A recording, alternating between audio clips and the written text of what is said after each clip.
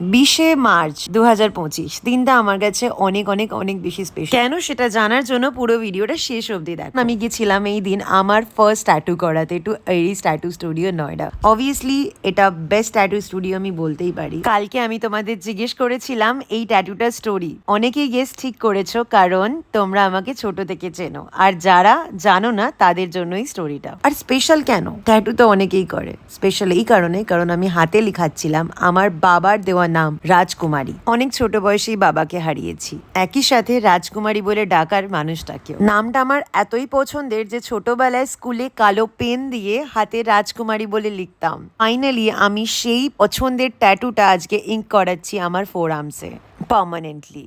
আমার কাছে এটা childhood emotion. This is one of dream that I fulfil this ইয়ার। তোমরা বলো এই ট্যাটুটা তোমাদের দেখে কেমন লাগছে? আমার তো খুব পছন্দ হয়েছে, আর যে আর্টিস্ট সেও ভীষণ ভালো কাজ করেছে।